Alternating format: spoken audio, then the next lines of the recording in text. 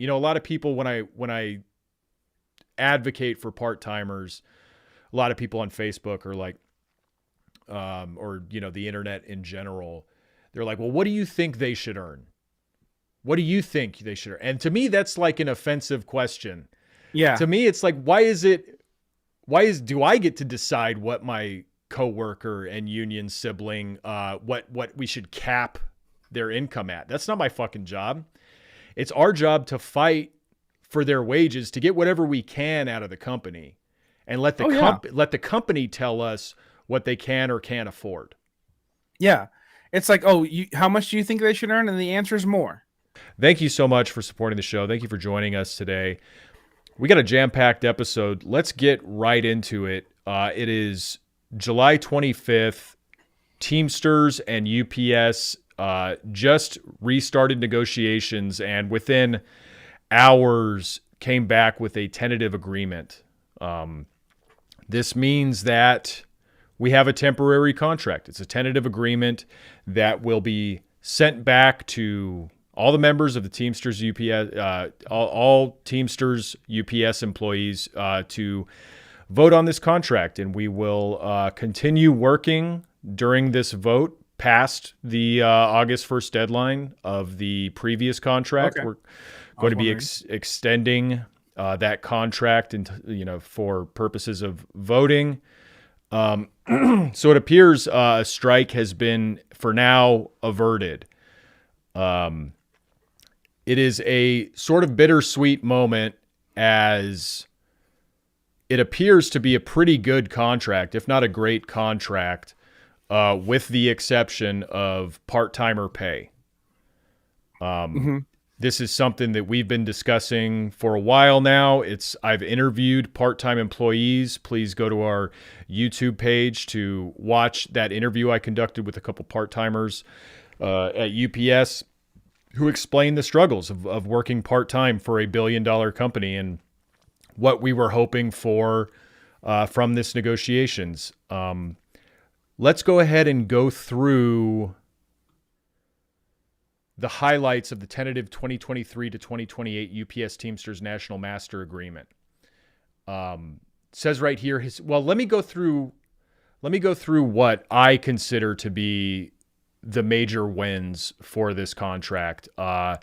Number one has got to be getting rid of the 22-4 combo driving position. Huge. The lower tier, lower wage driving position that was created last contract, the contract that we're currently under, which was a full-time job that was paid about $10 less an hour than a normal driver. And just for a little background, if this is your first time tuning in, I'm a UPS Teamster. I'm currently a driver. I've been a driver for 8 years. I've been a Teamster for 17 years, a UPS Teamster for 17 years.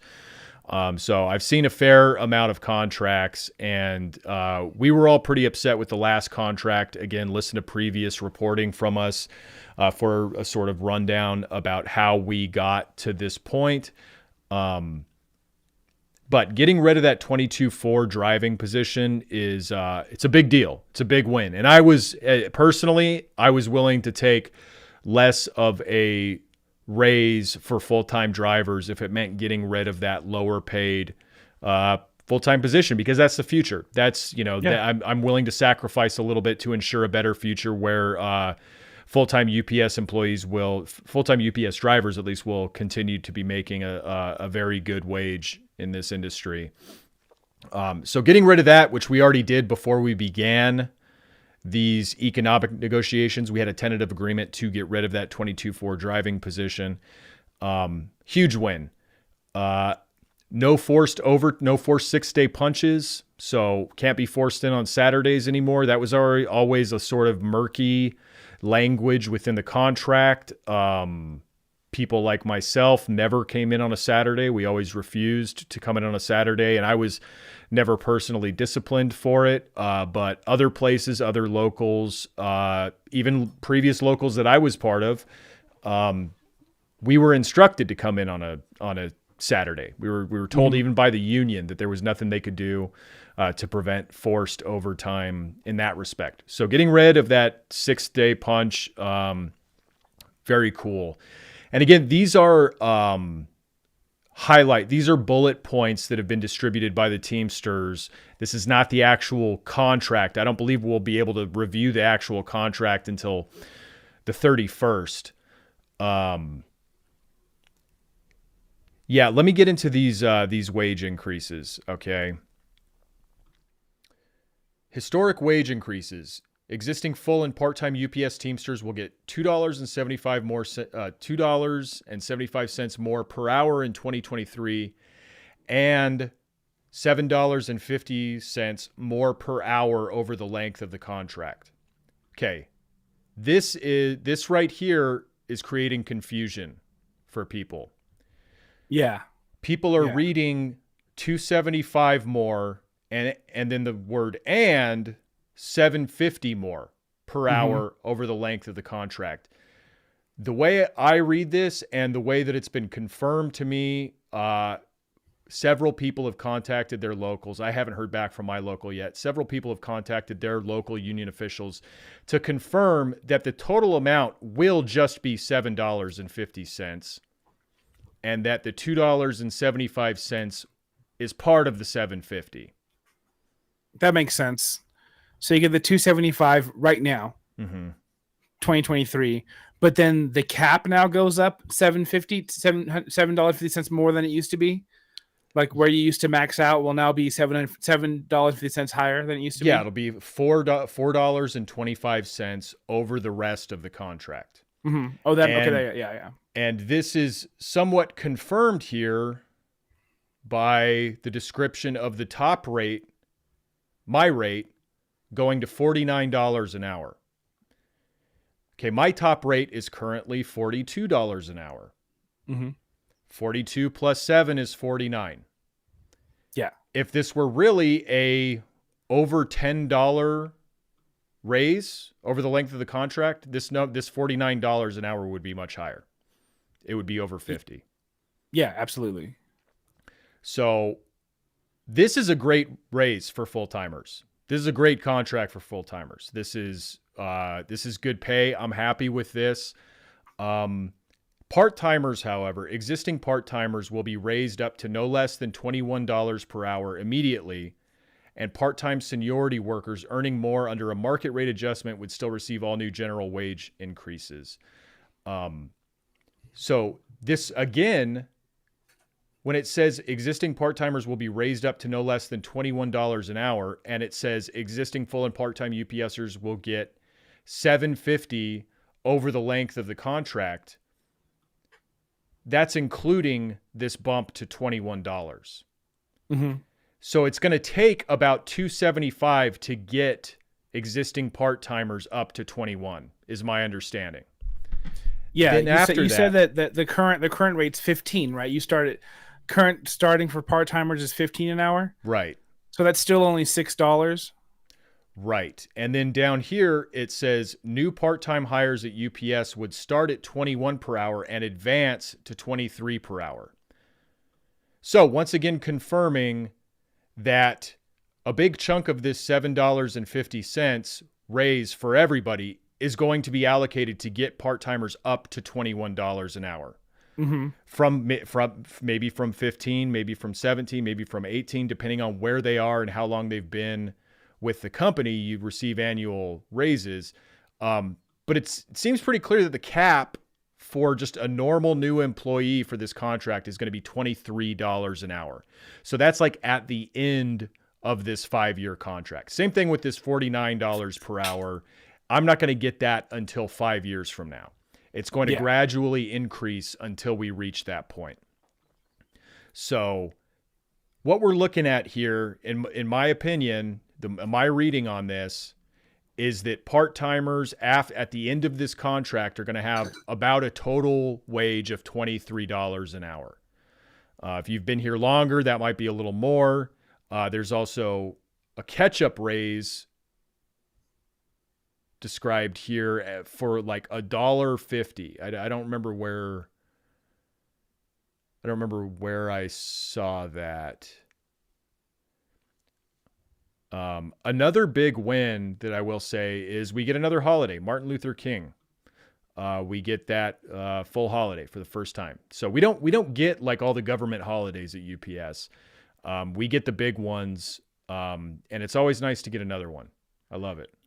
Usually I would, maybe push back a little bit towards everyone getting Martin Luther King Jr. Day off. But if anyone's going to get it, I want it to be the folks in brown, Thank you, Tony. Yeah. Yeah. Oh, here it is. Current UPS Teamsters working part-time would receive longevity wage increases of up to $150 per hour. Okay.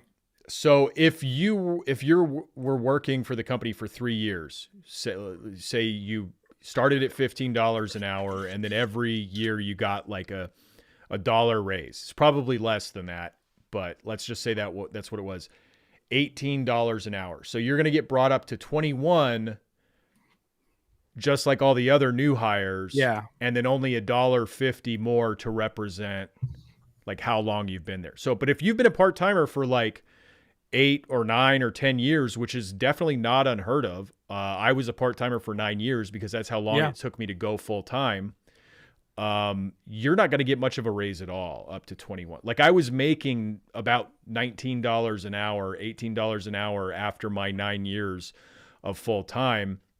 And then when I went driving, I only got a raise of like 10 cents. I only got it because the driving progression started at 19. Mm-hmm. And that's kind of how it's been for part-timers as long as I've been a Teamster. Part-timers, the number that I'm hearing, a lot of people, when I advocate for part-timers, a lot of people on Facebook are like, or, the internet in general, they're like, well, what do you think they should earn? What do you think they should earn? And to me, that's like an offensive question. Yeah. To me, it's like, do I get to decide what my coworker and union sibling, what we should cap their income at? That's not my fucking job. It's our job to fight for their wages, to get whatever we can out of the company, and let the company tell us what they can or can't afford. Yeah. It's like, how much do you think they should earn? And the answer is more. That's the only answer I can give you. The answer is more. Yeah. Now, if you're telling me the company can't afford, I think people don't want to say that the company can't afford it because they know that that's absurd. Yeah. They just kind of revert back to their like natural American corporate conditioning of saying, well, it's a part-time job, so it doesn't deserve a good wage or whatever, which is, as we've discussed many times on the show, is a nonsense argument that I don't truck with. I don't buy that argument. I don't buy that a company can just create a part-time shift and tell us that the labor isn't valuable. It's wild to expect the same quality per hour for someone who's there for less hours getting paid less just because they're there for less hours. You know what I'm saying? Like, well, if you were here more, we would, maybe we wouldn't expect that much out of you, or we'd pay you more, but it doesn't matter. That hour they're there is the same as everyone else's hour they're there. Absolutely. Like your job, this is the argument I always use, but it's like, you got a full-time job, good for you. What if the company decided to make your full-time job 2 part-time jobs and then cut the wage in half on top of it? Would that make sense to you? Yeah. No, because it's the same labor. It's the same labor. And I don't think there's many jobs out there where that's not an option, where they can't just decide, well, hey, you're part-time now. I mean, that's what they've been doing. Yeah. Since the 70s, since the 60s, like that's the erosion of good jobs in this country. And they've been replaced with the rise of like part-timers, and just, I can't, it's really sickening to me to see a worker be like, well, that's a part-time job. That means it's not valuable to this billion-dollar company that is making record profits off 60% part-time labor. We haven't said that in this segment. UPS employees, 60% of them are part-time. So you can't argue this is like, oh, this is just for like somebody who's ringing people up at the front of the UPS store or whatever. Like, that's not what's happening. We're talking about the people, the workers who are processing. 99% of the people who are processing these packages in the warehouse across the country are part-time. So that's who we're talking about here. That's who we're arguing for here. It's like 60% company wide, but once you're actually in the hubs, it skyrockets. Yeah. It's the majority. It's way more than that's the majority. And the reason why they're able to post these record profits is because they're hiring record amounts of people that they don't have to pay as much. It's that simple. They also save money because working conditions for part-timers are so abysmal that they just quit. It's called, I learned this phrase from a part-timer. It's called churn and burn. And I learned this from my BA that's the method that Amazon uses, that we've heard from Amazon employees, where just rollover turnover is astronomical. Like, they have a hard time hiring new employees at Amazon who haven't already worked at Amazon because turnover is so high. Well, it turns out they got that tactic from UPS. They got that tactic from our managers, UPS managers, who went to work for Amazon years ago. That sucks. That sucks. And like you said, this is something they've been doing since forever, since the 70s. Like that. It sucks. So this is bittersweet. I mean, in the general conversation about this contract, I do like this new leadership. I do like how hard they were fighting for part-timers, because when we during this negotiations, we re-entered negotiations today because UPS walked away from us when we demanded more for part-timers like 2 weeks ago. They said they had no more money for part-timers, and leadership made it clear that that's what we were holding out for. We were holding out for part-timers. Yeah. Didn't leadership, it was the first contract. The one before that, where they walked out over that, they walked out of the meeting. They said, nope, that's how hard they're writing for the part-timers. Yeah, same contract, but just a different step in the negotiations. It's very apparent to me that previous Teamsters leadership would not have argued this hard, would not have fought this hard for part-timers.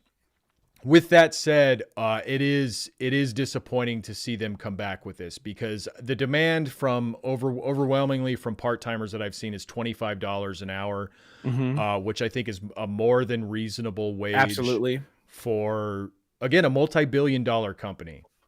Yeah. I still think this is a win overall for Teamsters, and I still think this is a win for the labor movement.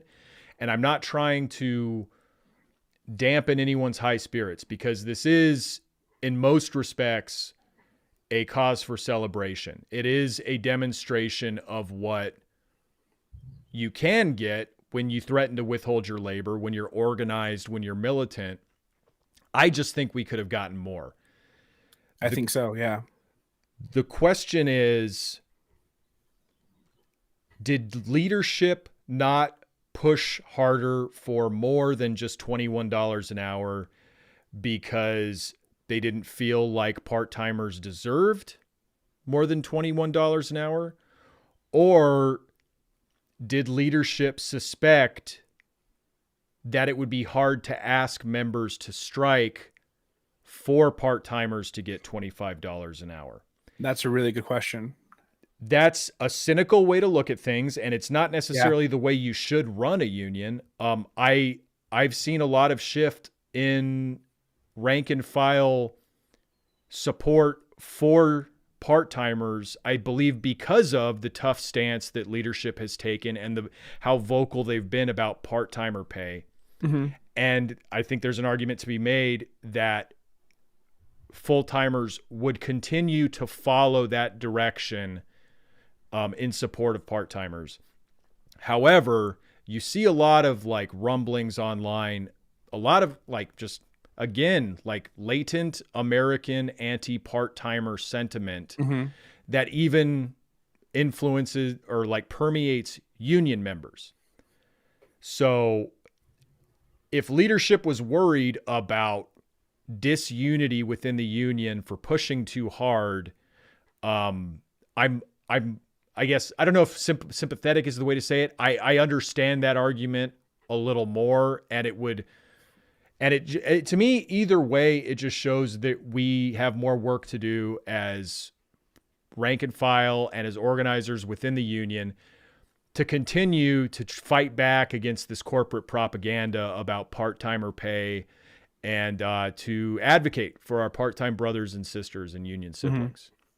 Well, that's the whole part about, the American point of view on these things. Is it is easy. It's much easier to organize amongst part-timers to fight for their rights, but it's way harder to convince somebody who was a part-timer and who went through it. And like, I survived it. I busted my ass, like it's really hard for people to realize, like, you don't have to pull up any type of ladder behind you. You're just fooling yourself thinking that you have the ladder, and it's like, so it is much harder. And you see that, and we've seen that in these comment sections where it is people who are like, listen, like I work overtime. Why am I going to be somebody like this person who works part-time? Do you know how much, what, I bet you they get to do all kinds of activities I don't get to do because they work part-time, and that's how they think about it. And, it is that thing where we do got to like remind them that, like, you're on our level. The people who you're sympathizing with, the owners, the CEOs, you're not with them. You're with us. And if you're with us, we're going to make your job easier too. You know what I mean? Like, why would you want to satisfy the CEO and not the person loading your car? Absolutely. I mean, there's no lack of disdain for our CEO, Carol Tomei, in these online spaces. Yeah. Everybody's rightfully like, no, pay up. You got too much money. Give us some of that money. But when it comes to negotiating for part-time pay or whatever, half of these people, not half of them, a chunk of these people turn into Carol Tomei in their own heads and suddenly want to argue to suppress part-timer wage. And I'm, I can't stand that. I won't stand for that. The churn and burn tactic that we've talked about, not only does it help keep part-timers disorganized, and it helps suppress wages, because if they're quitting before they get, incremental raises, well, that's good for the company. Not only does it do that, it also creates a worse working environment for full-timers like myself. They load our trucks. They kind of dictate how my day is going to look, which then helps to foster like corporate propaganda, company propaganda that, these loaders, they're not doing a good job. They're not worth $21 or $25 an hour. And a lot of people don't make that connection between the low wage and the low quality of work. Yeah. When the connection is just like self-evident, in my opinion. And they also believe this lie that in giving part-timers more, that could have been theirs. That, those $4 you're trying to get part-timers, that could be my $4 more as a full-timer who deserves it because I work more and I work overtime. And they believe that lie when it's like, no, the thing is, she has $20 more for everybody. Yeah. And you think that for some reason them getting more is you getting less, and that's not the case. And we believe that in so many parts of our life, where people believe that somebody else getting anything means I'm not getting something. Yeah, I would only push back a little bit and say that it's the same sentiment, but I see it manifest differently, which is like, well, I'm not going to fight for the part-timers to get a higher wage because then that'll jeopardize my job if we go on strike or whatever. So there is like a bit of selfishness there, to be sure. But again, like, we're only powerful as a union if we're all together. And I've said this before, how powerful could we be if we had those 60% of UPS employees who are part-time, far more engaged in the union, voting every contract, paying attention, pushing our leadership to do better, give us stronger contracts. That's a lot of muscle. That's a lot of labor muscle. And I think, again, we're shooting ourselves in the foot if we don't try to get these part-timers engaged by showing them that we can deliver wins for them. Yeah. Now 21 from 15, that's a good big bump. But 21 is not a living wage. That shouldn't be a union wage. 21 is like, I believe, what they make at Target. Where they're, I think it's where you start at, yeah. Where they're fucking union busters. Excuse the language. So yeah, I think that's a good thing. I think you always need to be doing better than them. You always need to be doing better than the union busters, right? And because that's the truth. Part-timers, you also want them to be as available as they can be while being part-time. Mm-hmm. And if you're not paying them enough, they have to get another part-time job, and they're not available for you anymore. They can't stay past 2. Yeah. But if you're paying them enough to like live a salary, now you can go ahead and keep them till 4. And like they're not even thinking about that stuff. They're just thinking about just that money, and it's worth not giving anybody satisfaction. Yeah, and I want to clarify. I'm not saying part-timers need to make a wage where they can live off part-time labor. I'm saying that part-timers need to make a wage that they could live off if they were full-time. Yes. And $21 is not it. Not it. No, it's not. No. Because they're going to have another job either way. They're going to have a second job either way, or maybe they get to go to school or something like that instead of a second job. But they need to be properly compensated for the job that they're currently working, for the hours that they are working, which is a laboring job. Yeah, it is. So as we get as we end this segment, there's a couple questions that I have. I'm eager to see the actual language of this contract. I'm eager to see what it does for pensions. I'm eager to find out what would happen if we voted no on this tentative agreement. What would happen if we voted it down while continuing to work on an extended contract? Would we not go on strike ever? Would we continue to kick this can down the road? I think a strike at this point is unlikely. I will be voting no on this contract. I don't know if there will be enough no votes to turn down this contract. I think this is a really good contract for a lot of people. And unfortunately, I think part-timers tend to not vote because of that turnover rate, because of, lack of concrete benefits from the union over the last 20, 30 years. If part-timers were able to organize themselves to come out and vote no on this, I would be extremely impressed, and would also be funny to see what leadership does, what Teamsters leadership does, because we always need to push leadership to be better. And this leadership appears to be far more democratic and receptive than previous leaderships. So I think that that's possible. I think that this contract passes, unfortunately, but it could prove a good jumping off point for future contracts, because next contract we won't have to get rid of 22 Ford drivers. They'll already be gone. That job will already be gone. So we'll have more bargaining leverage. Solidarity with part-timers, solidarity with the actors on strike right now, the writers on strike right now. And we'll probably have another update when they actually release the official language for the tentative agreement. Yeah, I do hope that at least some of that 60% is at least heard, even if they don't win it. I hope there's a good chunk that makes a statement. That'd be great. But like you said, it's understandable if you don't see participation from that because of the lack of being there for long enough, and developing the want to engage, because you can be gone any minute. Yeah, and I think just members in general are strike averse.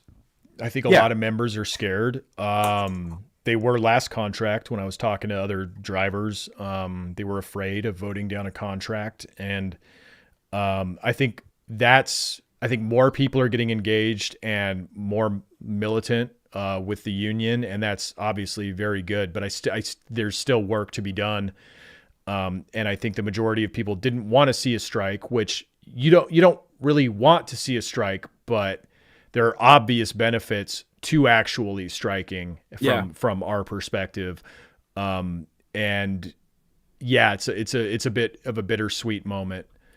Yeah. But you can listen to our interview with part-timers on our YouTube page, youtube.com/Minion Death Cult, as well as previous coverage of these negotiations. Yeah, thanks for tuning in.